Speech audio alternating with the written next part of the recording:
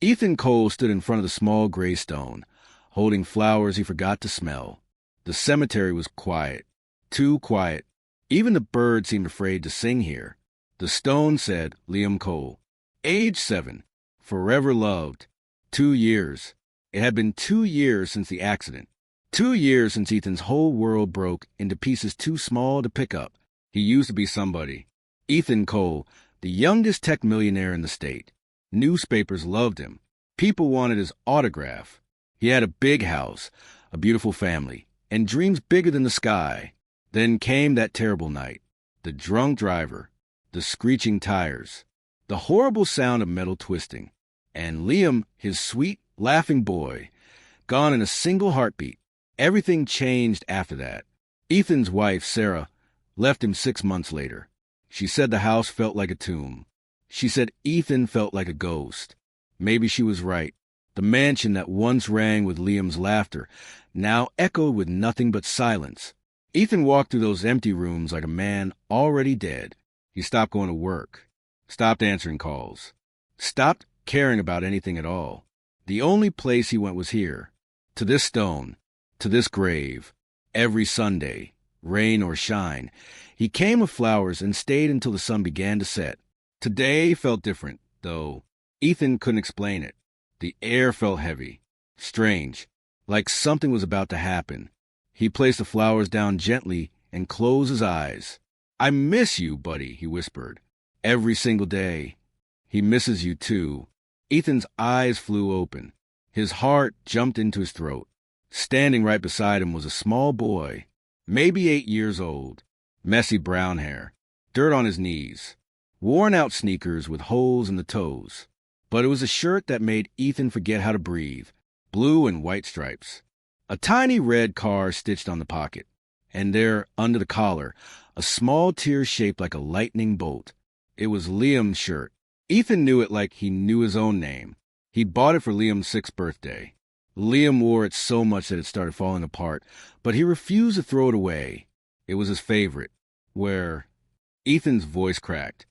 Where did you get that shirt? The boy looked up at him with calm, serious eyes. Eyes that seemed too old for his young face. Your son gave it to me. Sir? Yesterday. The world tilted. Ethan grabbed the gravestone to steady himself. That's not possible, Ethan stammered. My son he's...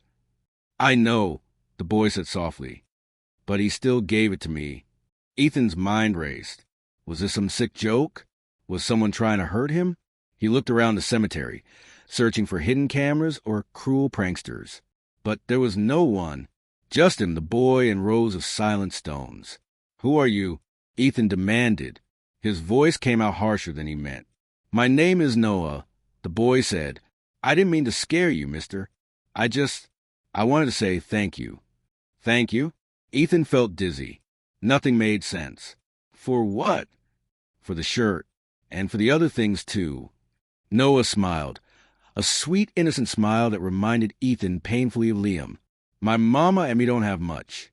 We live in the shelter near the church. Someone left a box there last week. Inside were clothes and toys, and a note that said they came from the nice man's big house. Ethan's chest tightened. He remembered now. 3 months ago, on a particularly dark day, he'd finally opened Liam's closet. Sarah had begged him to donate Liam's things before she left, but he couldn't do it. The clothes still smelled like a sun, like sunshine and chocolate and grass stains. But one night, drowning in memories that cut like glass, Ethan had packed a box. Just one. He couldn't bear to touch everything, but he filled one box with some of Liam's clothes, a few toys, and dropped it at the church donation center in the middle of the night. He didn't want anyone to see him cry. Okay, Ethan said slowly, his hand shaking. So you got the shirt from the donation box. That explains the shirt. But why did you say my son gave it to you? Why did you say yesterday? Noah looked down at his feet. He twisted the hem of the striped shirt between his small fingers. Because I dreamed about him, Noah said quietly. Last night, I dream a lot, mister. My mama says I have special dreams. Dreams that show me true things. Dreams, Ethan repeated. He wanted to walk away. This was too much. Too strange. Too painful. But he couldn't move. What did you dream? The words came out as a whisper. Noah's face brightened. I dreamed about a boy with yellow hair like sunshine. He was laughing and running through a big house with shiny floors. There was a tall man with him. I think that was you, sir, and the man was chasing him, but in a fun way. The boy was wearing the shirt. Noah pulled at the striped fabric, and he was so happy. Tears burned in Ethan's eyes. He remembered that day. Liam had been 5. They'd played tag through the house while Sarah cooked dinner. Liam's laughter had filled every corner. It was one of the best days of Ethan's life. The boy in my dream told me things. Noah continued. He said his name was Liam. He said he used to eat ice cream every Friday. Chocolate chip. He said his daddy used to read him stories about dragons and knights. He said, Noah paused, looking uncertain. What? Ethan's voice broke. What else did he say? He said his daddy is very sad now. He said his daddy doesn't smile anymore. He said, Noah's eyes filled with tears. He said to tell his daddy that it's okay, that he's okay, that he wants his daddy to be happy again. Ethan fell to his knees. Right there in the dirt and grass, he fell. Sobs tore from his chest, loud, ugly, painful sobs he'd been holding back for 2 years. Noah knelt beside him and put one small hand on Ethan's shoulder. It's okay, mister, the boy whispered. It's okay to cry. They stayed like that for a long time. A broken father and a strange boy in a striped shirt, kneeling together beside a grave while the sun painted the sky orange and pink.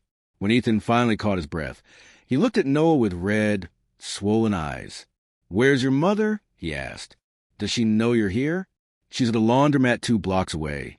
Noah said, she lets me walk around sometimes while the clothes wash. I saw the cemetery and felt like I needed to come here, like someone was calling me. Ethan's heart clenched. I'll walk you back, he said. Your mother must be worried. Noah nodded and took Ethan's hand.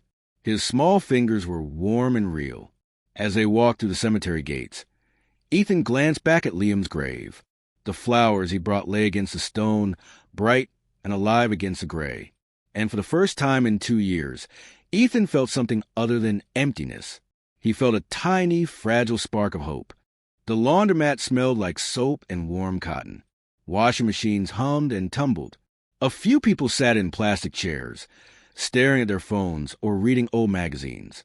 Noah pulled Ethan toward a thin woman folding clothes at a corner table. She had Noah's same brown hair, pulled back in a tired ponytail.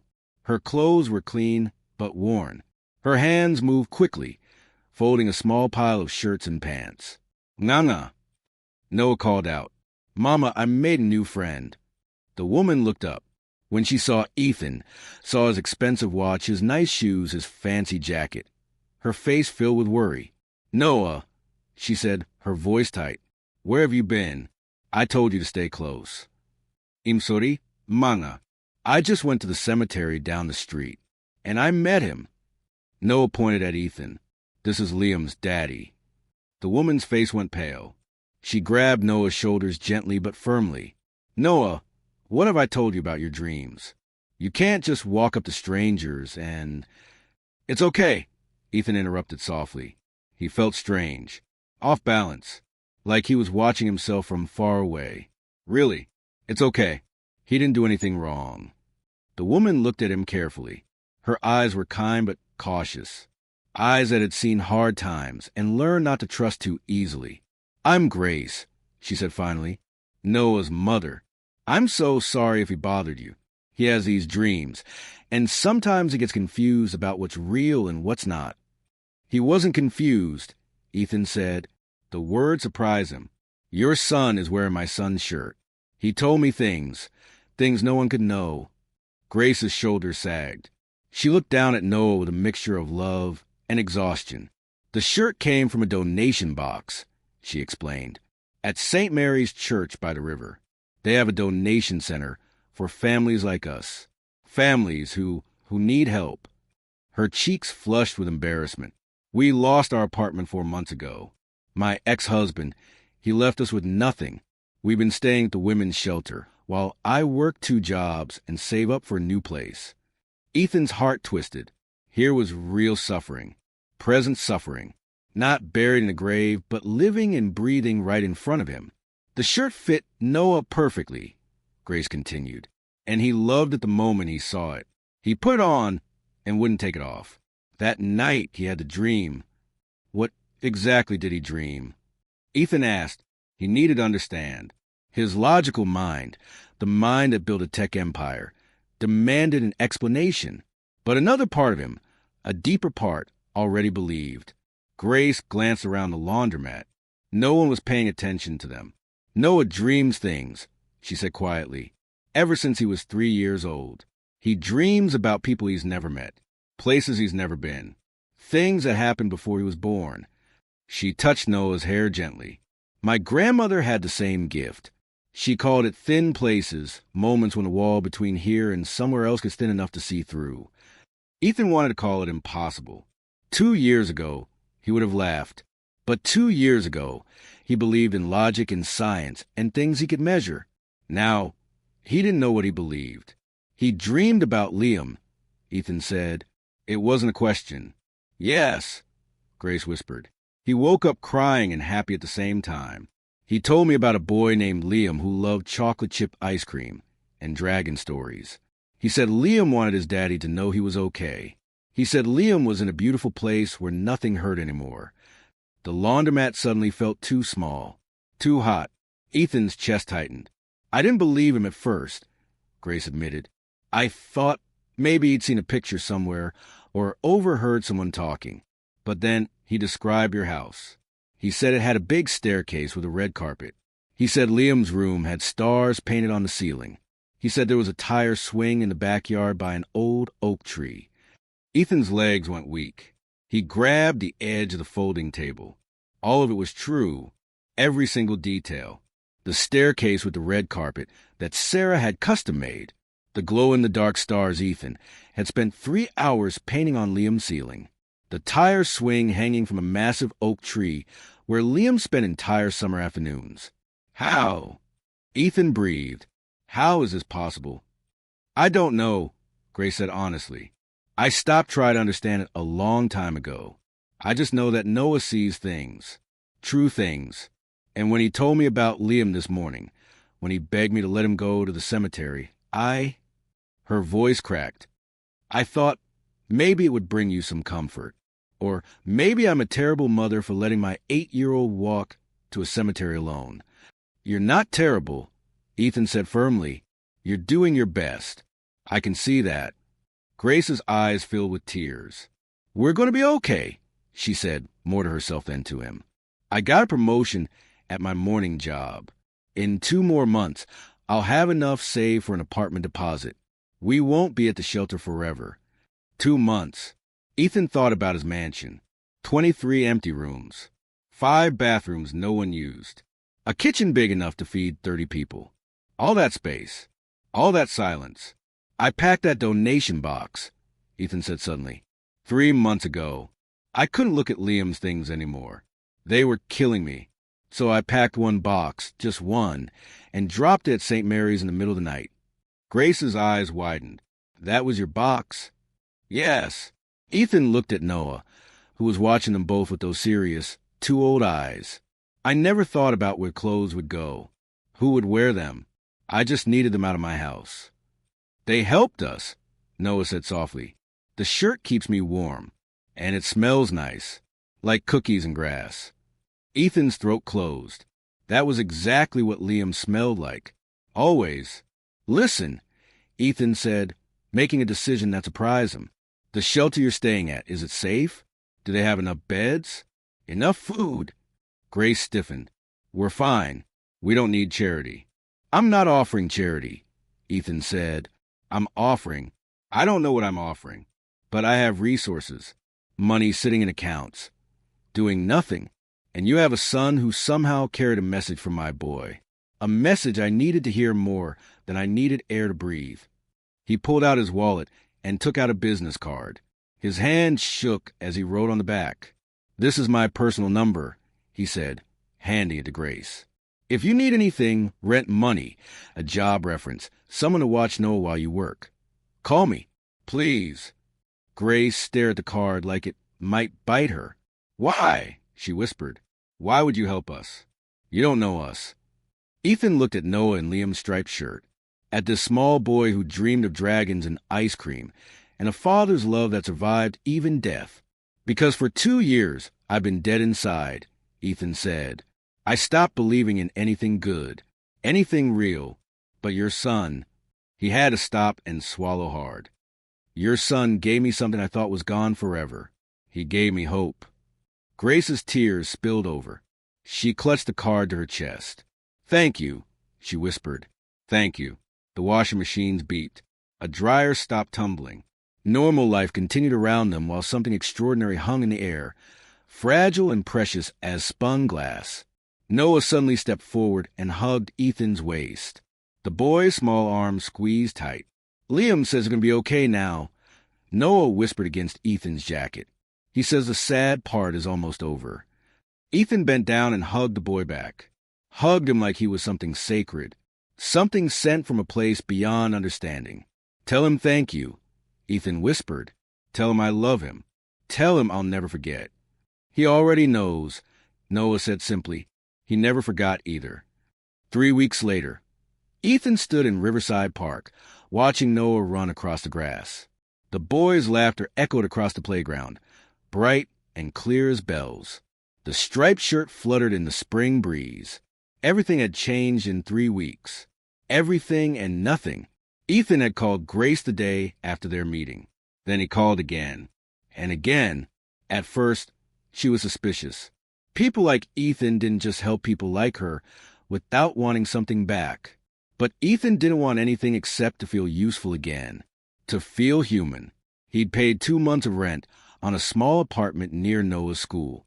He'd gotten Grace an interview at his old company. She landed a good job in their accounting department. He bought Noah new shoes, new clothes, and a backpack full of books about dragons. But more than that, they'd become something. Not quite family. Not quite friends. Something in between. Something new and fragile and real. Grace sat on a park bench beside Ethan, watching Noah climb the monkey bars. He's gotten so confident, she said softly. 3 weeks ago, he barely talked to other kids. Now look at him. Ethan smiled. It felt strange on his face, like a muscle he'd forgotten how to use. You did that, Ethan said. You gave him a safe place. Love. That's what confidence looks like. Grace shook her head. We both did it. You helped us when no one else would. You didn't have to, but you did. I needed to, Ethan corrected. I needed to do something good, something that mattered. They sat in comfortable silence, watching Noah play. A few other children joined him on the monkey bars.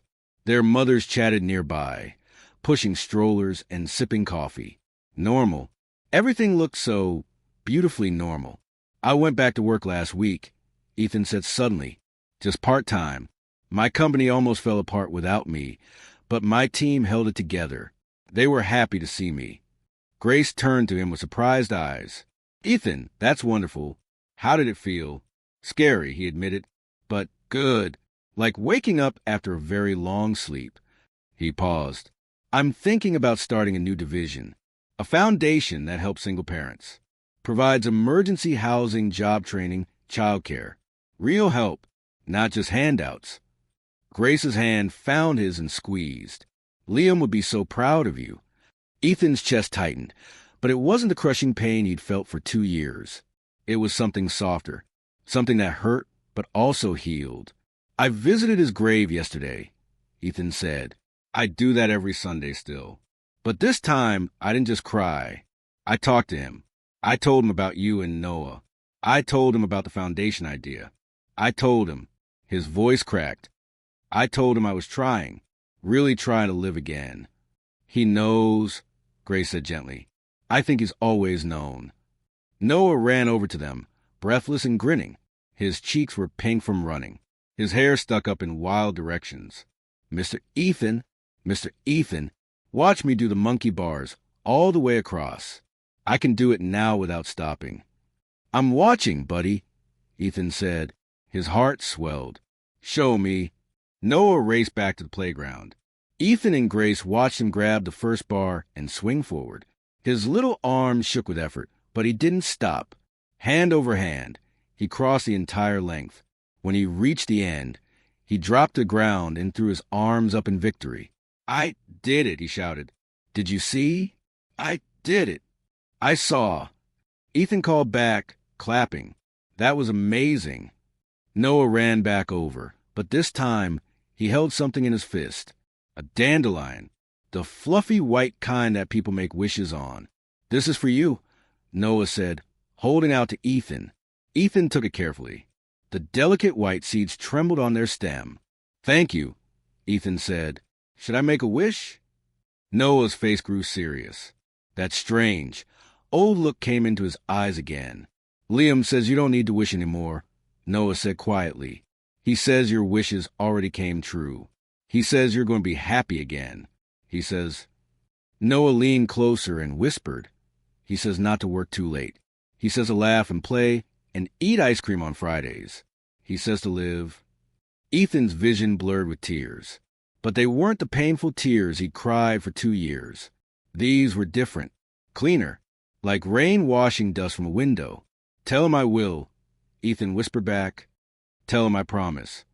Noah smiled, that bright, beautiful smile that reminded Ethan of sunshine breaking through clouds. "He says one more thing," Noah added. "What?" "He says he loves you bigger than the sky. That's what he says every time." Ethan pulled Noah into a hug. He held the boy close and let the tears fall freely. Grace wrapped her arms around both of them, and the three of them stayed like that, a broken man, a struggling mother, and a boy who dreamed of impossible things. When they finally pulled apart, Ethan looked at the dandelion still clutched in his hand. "Want to blow it together?" he asked Noah. Noah nodded eagerly. They held the dandelion between them, took a deep breath, and blew. The white seeds scattered into the air, dancing on the wind like tiny angels. They floated up toward the bright blue sky, carrying wishes and prayers and promises. Ethan watched them go, and for the first time in 2 years, he laughed. Really laughed.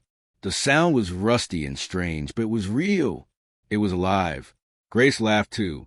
Then Noah joined in, and soon all three of them were laughing together in the spring sunshine, while dandelion seeds drifted away like dreams taking flight. Later that evening, Ethan stood in Liam's old room. He hadn't been inside since the day he packed that donation box. The door had stayed closed, locked tight against the pane. But now he opened it.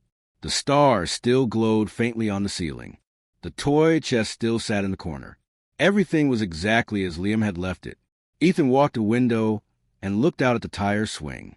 It swayed gently in the evening breeze, empty but not forgotten. "I met them because of you," Ethan said out loud. "Noah and Grace. They needed help, and somehow you made sure they found me. Or I found them. I don't know how it works. Buddy, I don't understand any of it." The room was quiet. No voice answered. No ghost appeared. But Ethan felt something. A warmth. A presence. A sense of being watched over with infinite love. "I'm going to be okay now," Ethan continued. "It's going to take time, and some days will still be hard. But I'm going to try. I'm going to live. For you. For me. For everyone who still needs love in this world." He touched Liam's bookshelf, running his fingers over the spines of dragon stories and adventure tales. "Thank you for the message."